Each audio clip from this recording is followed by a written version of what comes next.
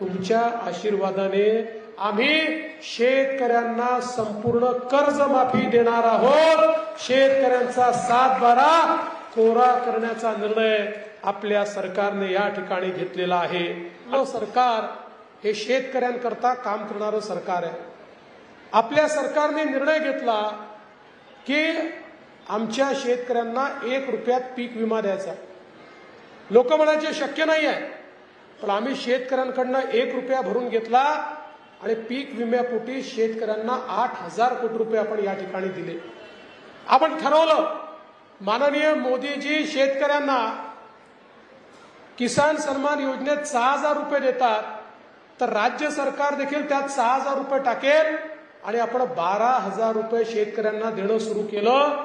आणि आता तर मी आपल्याला सांगतो पुढच्या काळामध्ये की 12,000 रुपये नाही 15,000 रुपये शेतकऱ्यांना आपण त्यांच्या खात्यामध्ये देणार आहे। आपण ठरवलं शेतकऱ्यांना वीज बिल माफी द्यायची। शेतकऱ्यांच्या कृषी पंपाला जे काही बिल येत होतं 18,000, 20,000, 25,000, 50,000 पर्यंत वर्षाला बिल असायचं काही काही शेतकऱ्यांचं, आपण ठरवलं आता हे बिल राज्य सरकार भरेल आणि आपण शेतकऱ्याचं कृषी पंपाचं बिल हे माफ करून टाकलं आणि पुढचे 5 वर्ष तुम्हाला कृषी पंपाचं बिल येणार नाही। पुढच्या 5 वर्षाची माफी तुम्हाला दिली आहे। आणि एवढंच नाही, एक अजून नवीन योजना आणली आहे, ज्या योजनेमध्ये आपण मागेल त्याला सौर कृषी पंप देतोय। 5% पैसे फक्त भरायचे आहेत आणि ते पैसे भरल्यानंतर आपण 1.5 लाख, 2 लाख, 2.5 लाख रुपयाचा पंप हा त्या ठिकाणी देतो आहे।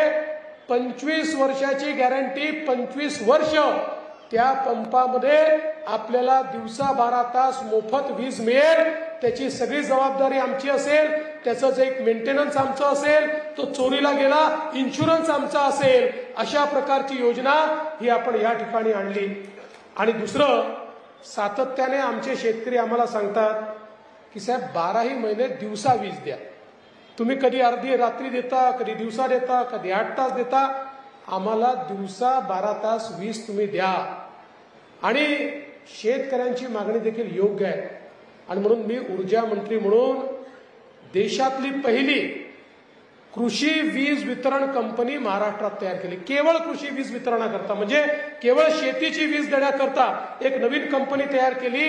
या कंपनीमध्ये 14,000 मेगावॅटचे प्रोजेक्ट आपण त्या ठिकाणी सौर ऊर्जेचे सुरू केले। 2,000 मेगावॅटचे प्रोजेक्ट पूर्ण केले। पुढच्या 18 महिन्यामध्ये हे सगळे प्रोजेक्ट कंप्लीट होतील आणि त्यानंतर 12ही महिने 365 दिवस आमच्या शेतकऱ्यांना दिवसा 12 तासाची वीज ही शेतीमध्ये मिळेल। आणि कोणी रात्री मागितली तर रात्री मिळेल, कोणाला 24 तास पाहिजे असेल तर 24 तास वीज ही आमच्या शेतकऱ्यांना मिळेल। अशा प्रकारची व्यवस्था आज आपल्या सरकारच्या माध्यमातून आपण या ठिकाणी केली आहे। आपल्याला माहिती आहे आपलं सरकार आलं, आपण पहिल्या वर्षी धानाला 15,000चा बोनस दिला, दुसऱ्या वर्षी धानाला 20,000चा बोनस दिला, आता या वर्षी धानाला 25,000चा बोनस हा देण्याचा निर्णय आपल्या सरकारने घेतलाय। धानाचा शेतकरी असो, सोयाबीनचा शेतकरी असो, कापसाचा शेतकरी असो, सगळ्यांच्या पाठीशी आपण उभा आहोत। सोयाबीन आणि कापसाचा जो शेतकरी आहे, शेतमालाचे भाव पडले आणि त्या ठिकाणी MSP पेक्षा हमी भावापेक्षा कमी भाव झाले, आपण हेक्टरी 5-5 हजार रुपये शेतकऱ्यांच्या खात्यात जमा केले। आणि आता आपण सांगितलं यापुढे 5 वर्ष पुढचे जेव्हा जेव्हा कापसाचे आणि सोयाबीनचे भाव हमी भावापेक्षा कमी होतील, त्यावेळी हे जितका याच्यातला फरक असेल तो फरक राज्य सरकार आपल्या तिजोरीतून थेट शेतकऱ्याच्या खात्यामध्ये देईल। शेतकऱ्याला एका पैशाचं नुकसान त्या ठिकाणी होणार नाही। आणि हे सगळं करत असताना एक अजून महत्वाचा निर्णय शेतकऱ्यांकरता आपण घेतला आहे। तुमच्या आशीर्वादाने पुन्हा आपलं सरकार येणार आणि हे सरकार आल्यानंतर आम्ही शेतकऱ्यांना संपूर्ण कर्जमाफी देणार आहोत। शेतकऱ्यांचा 7/12 कोरा करण्याचा निर्णय आपल्या सरकारने या ठिकाणी घेतलेला आहे। आणि म्हणून आज शेतकऱ्यांच्या पाठीशी खंबीरपणे आपण उभे आहोत। वेगवेगळ्या प्रकारच्या सिंचनाच्या योजना या ठिकाणी सुरू आहेत। आपल्याला कल्पना आहे, आताच कृष्णा भाऊंनी अनेक योजनांचा उल्लेख या ठिकाणी केला।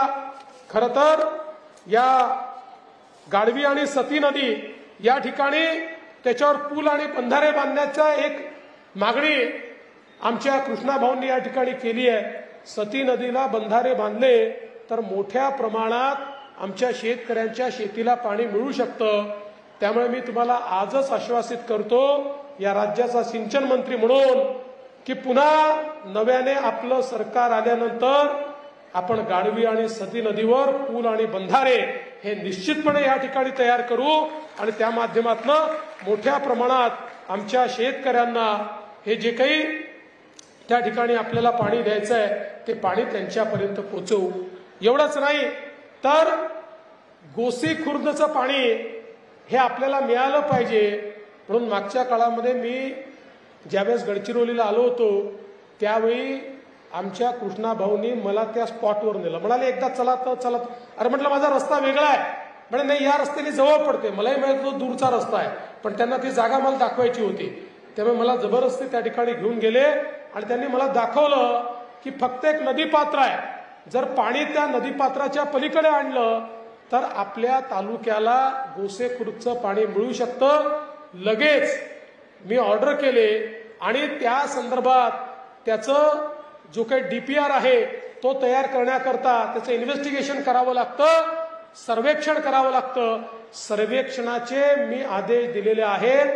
पुढच्या काळामध्ये सर्वेक्षण योग्य प्रकारे झालं तर गोसीखुर्दचं पाणी हे तुमच्या मतदारसंघामध्ये कृष्णा भाऊ आणण्याची जबाबदारी या ठिकाणी मी निश्चितपणे घेतो। आज आपण पाहू शकतो, आपण पाणी पुरवठ्याच्या योजना या भागामध्ये कृष्णा भाऊंच्या म्हणण्यावर केल्या। आरमोरीची 78 कोटीची, वडसाची 56 कोटीची, ज्यातनं 50 वर्ष पुढचे या शहरांना पिण्याचं पाणी मिळणार आहे।